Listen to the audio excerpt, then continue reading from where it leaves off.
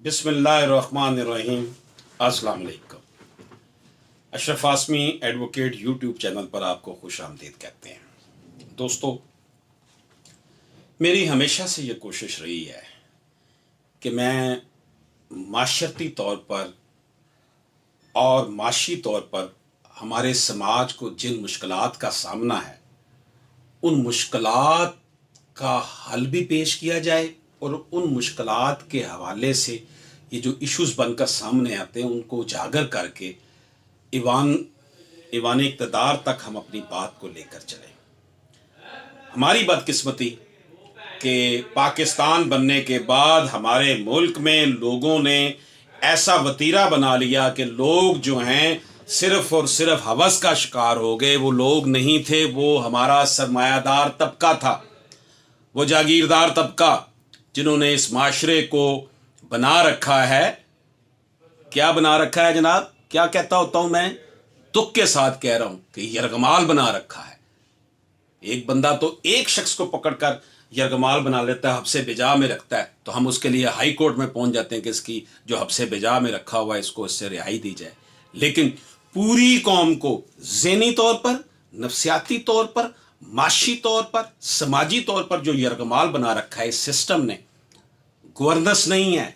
अगर अदारे सही काम करें, तमाम डिपार्टमेंट्स, महकमे, गवर्नमेंट के अदारे सही काम करें तो अदालतों के पास केसेस आने की शरह कम हो जाए। जुराइम में कमी होने के लिए करने के लिए पुलिस अपना वाइटल रोल प्ले अगर करे तो केसेस अदालतों में कम जाएं। लेकिन यहाँ का तो बाबा आदम ही निराला है। यहाँ पर तो थानेदार जो हैं वो MNA और MPS की सिफारिशों पर भर्ती भी होते हैं और अपॉइंटमेंट भी उनकी होती है।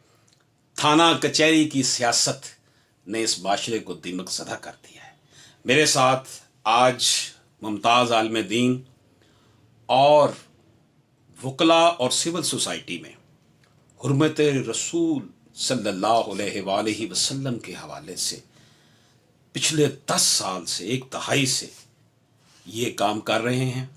लाहौर हाई कोर्ट के गेट के सामने GPO चौक पर हुर्मत रसूल के हवाले से, नबी पाक सल्लल्लाहु अलैहि वसल्लम के इश्क के हवाले से और इसके साथ साथ उम्मा को जो भी मसाइल दरपेश होते हैं उस हवाले से ये हम सब लोगों के जो है वहाँ पर जो है वो रहनुमाई फरमाते हैं। हमारे कायद जनाब अली इमरान शाहीन हमारे साथ मौजूद हैं।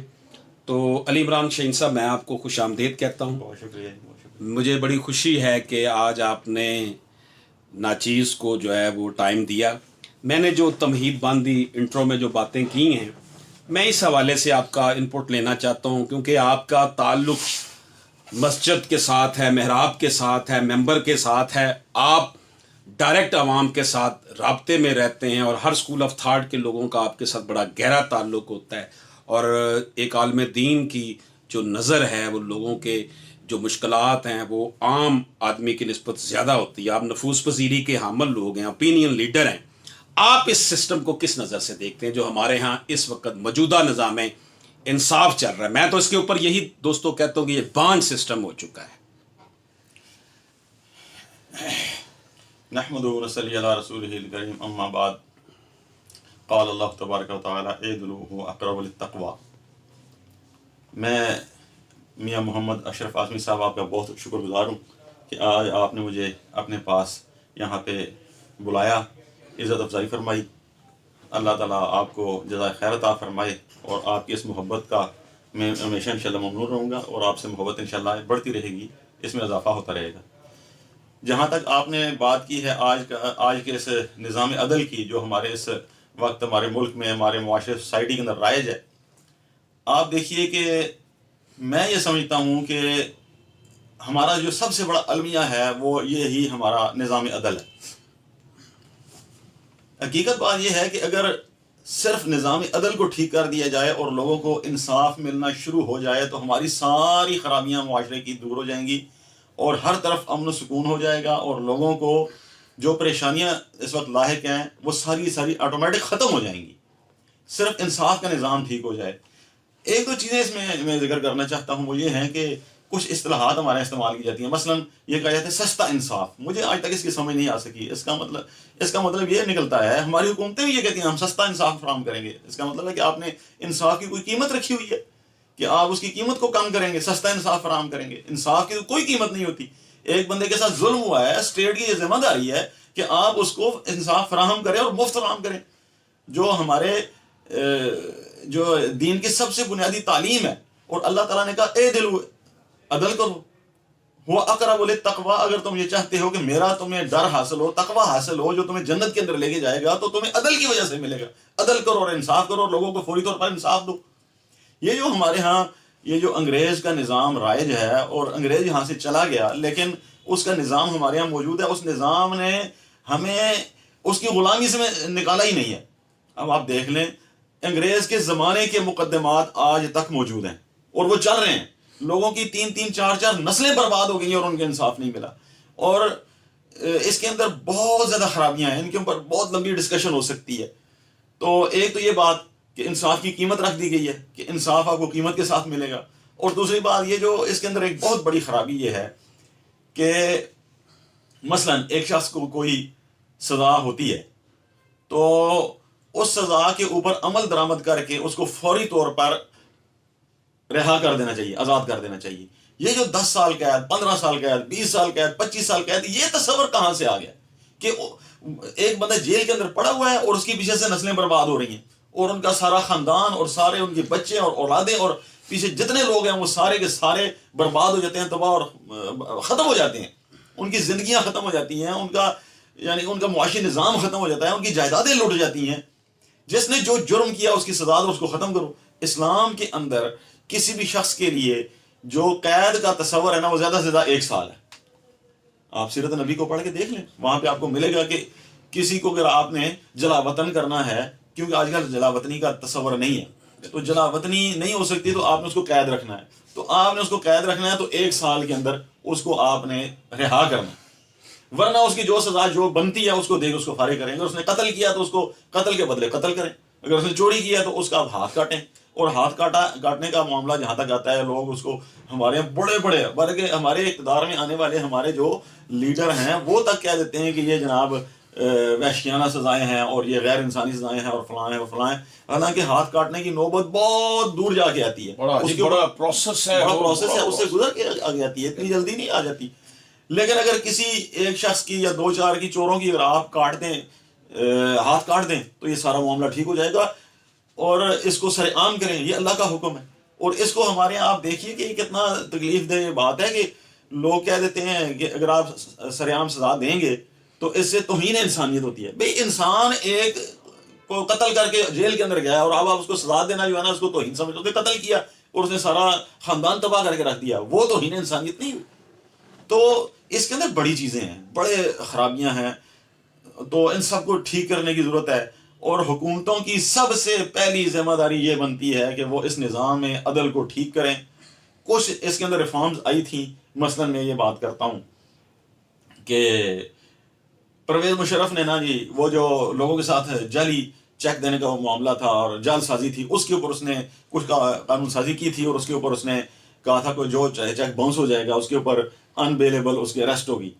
تو یہ ایک بڑی اچھی چیز تھی. اسی طریقے سے جو خواتین خلا لیتی ہیں، طلاق جن کو طلاق نہیں ہوتی وہ خلا لیتی ہیں، تو ان کا سال ہاسا مقدمہ چلتا تھا اور ان کو طلاق نہیں ہوتی تھی اور خلا نہیں لے سکتی تھیں. انہوں نے اس کو بھی بہت آسان کر دیا. یعنی یہ چیزیں ہوئیں، لیکن اب اس کے اوپر پھر خرابیاں شروع ہو گئیں. تو یہ اگر 2-4 چیزیں ٹھیک ہوئی ہیں تو ان کو مزید بہتر کرنا چاہیے اور لوگوں کو انصاف دینا چاہیے اور اس انصاف کے نظام کو بہتر بنانا چاہیے. اور ہم تو کیونکہ مسلمان ہیں تو مسلمانوں کے لیے انصاف کا نظام آج سے 1450 سال پہلے طے کر دیا گیا. اور اس نظام کو آج کی دنیا جیسے ہم متاثر ہیں نا، امریکہ سے ہم متاثر ہیں نا، یورپین لوگوں سے ہم متاثر ہیں، وہ اس کو اپنا آگے بیٹھے ہوئے ہیں. اگر امریکہ کی سپریم کورٹ کے اوپر نبی کریم صلی اللہ علیہ وسلم کو انہوں نے دکھایا اور انہوں نے بتایا کہ دنیا کے اندر جن لوگوں نے عدل کا سب سے بہترین نظام قائم کیا ان میں سر فہرست کون ہے؟ محمد رسول اللہ صلی اللہ علیہ وسلم. اگر اسکینڈینیوین کنٹریز جو ہیں وہ اپنے ملکوں کے اندر اس چیز کو لے کے آتے ہیں اور حضرت عمر فاروق رضی اللہ تعالیٰ عنہ کے نام کے اوپر عمر لاز کو متعارف کرواتے ہیں کہ جو نظام حکومت اور نظام عدل انہوں نے دیا وہ دنیا کے اندر بہترین نظام اور سسٹم ہے جو چلاتا ہے، تو ہم اس سے ہچکچاتے کیوں ہیں، اس سے ڈرتے کیوں ہیں، اس سے پریشان کیوں ہوتے ہیں، اور اس سے بچنے کی چور رائے کیوں تلاش کرتے ہیں؟ یہ بڑی چیزیں ہیں. تو ہمیں اس کے اوپر ضرور غور کرنا چاہیے، اور نظام عدل کو سب سے پہلے بہتر بنانا چاہیے. غریب آدمی کو یہاں سے انصاف مل ہی نہیں سکتا. آپ ذرا جا کے دیکھیں. اچھا افسوس کی بات یہ ہے کہ ہمارے اس وقت جو وزیر اعظم صاحب عمران خان صاحب، وہ اکثر یہ بات کہتے ہیں جناب جیلوں میں جا کے دیکھو سارے غریب بھرے ہوتے ہیں اور بڑے بڑے امیر لوگوں کو سزا نہیں ہوتی. بھئی ٹھیک ہے، ہم مانتے ہیں یہ باتیں کرنے کی نہیں، آپ کو اللہ نے اختیار دیا ہے. آپ امیر لوگوں کو، طاقتور لوگوں کو سزا دے کے دکھائیں، اور غریب لوگ جنہوں نے چھوٹی موٹی اگر چوریاں کی ہیں اور اس کے پیچھے جو نظائر واقع ہیں ان کا کر کے مشاہدہ کر کے ان کو رہائی دلوائیں. اور یہ بات بھی آپ ضرور سامنے رکھیں، جس شخص کو قید ہو جاتی ہے، سزا ہو جاتی ہے، اور وہ قید کے اندر چلا جاتا ہے، اس کی رہائی کیونکہ اس کو سزا ملی، حالانکہ وہ اس نے جرم کیا ہے. تو اسلام نے دیکھیے کتنا خوبصورت نظام. ایک شخص کو قید ہوئی، سزا ملی، اس کی فلاح و بہبود کا اللہ نے حکم دے دیا. بندہ جیل کے اندر ہے، اس نے جرم کیا ہے، جرم کی سزا کاٹ رہا ہے، چاہیے تو یہ ہے کہ اس کو سزا دی جائے اور اس کے ساتھ برا کیا جائے، لیکن نہیں، اسلام بھلائی چاہتا ہے. بے شک. تو اسلام نے کہا ہے کہ اس شخص کے ساتھ اس کو کھانا کھلاؤ، اس کی رہائی کے لیے کوشش کرو، اس کی گردن چھڑاؤ، اس کے اہل خانہ کی کفالت کرو، اس کا پچھلا جو نظام ہے اس کو جو ہے نا تم دیکھ بھال اس کی کرو. سزا پانے والے کے لیے بھی اسلام نے یہ ساری تعلیمات دی ہیں. اسلام نے کسی چیز کو کسی پہلو سے اس نے الگ نہیں کیا، اس نے چھوڑا نہیں ہے. تو ہمیں سب سے پہلے اپنے اس نظام عدل کے اندر جو ہمارا اپنا شرعی نظام ہے اس کو لے کے آنا چاہیے، تاکہ لوگوں کو جلد از جلد انصاف ملے، اور یہ جو لوگوں کی نسلیں خراب ہو جاتی ہیں اور سارا بگاڑ ہی بگاڑ آ جاتا ہے وہ سارا ختم ہو. تو اس کے لیے ماشاءاللہ آپ کی کوشش اور کاوش بھی ہے. میں آپ کے پاس اکثر آتا ہوں تو آپ جس طریقے سے لوگوں کی رہنمائی کرتے ہیں اور بالکل شرعی طریقے سے کرتے ہیں. یہ نہیں ہوتا کہ آپ کسی کو جو ہے نا جی دھوکہ دے کے اس کو کسی الٹے راستے پر لگا کے، جس طریقے سے ہمارے ہاں سوسائٹی میں یہ چیزیں رائج ہو چکی ہیں، وہ کرتے ہوں. تو انشاءاللہ تعالیٰ مجھے امید ہے یہ اللہ تعالیٰ آپ کے لیے دنیا اور آخرت دونوں میں عزت کا اس کو باعث بنائے گا. صحیح لوگوں کی رہنمائی کرنا، صحیح لوگوں کو گائیڈ کرنا، اور کسی کے ساتھ زیادتی نہ کرنا. کوئی کمزور شخص ہے اس کے ساتھ بھلائی کرنا اور اس کو اچھا مشورہ دینا، اس کو لوٹنے کی کوشش نہیں کرنی. کوئی آ گئی ہے، مرغی آ گئی ہے تو اب اس کو بچ کے نہ جانے دیا جائے. تو ماشاءاللہ آپ کا یہ کردار ہے، اور جس طریقے سے آپ انصاف کو پاکستان کے اندر رائج کرنے کے لیے اپنے جتنی کوشش ہے وہ کر رہے ہیں، وہ بڑی قابل تحسین ہے.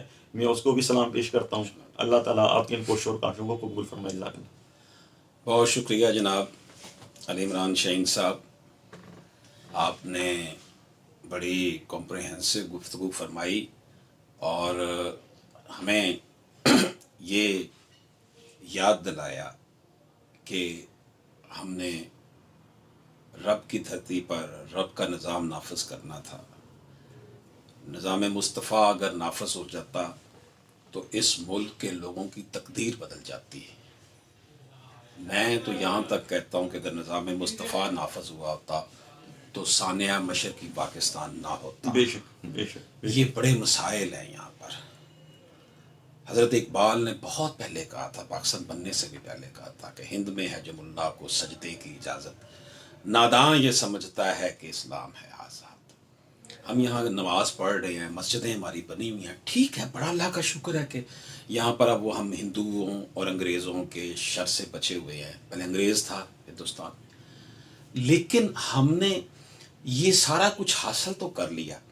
جس ویلفیئر اسٹیٹ کا کانسیپٹ معاشی، سماجی، عمرانی، نفسیاتی طور پر قرآن دیتا ہے، اللہ پاک نے دیا، نبی پاک صلی اللہ علیہ وآلہ وسلم کے ذریعے میرے رب نے وہ امپلیمنٹیشن کر کے دکھایا.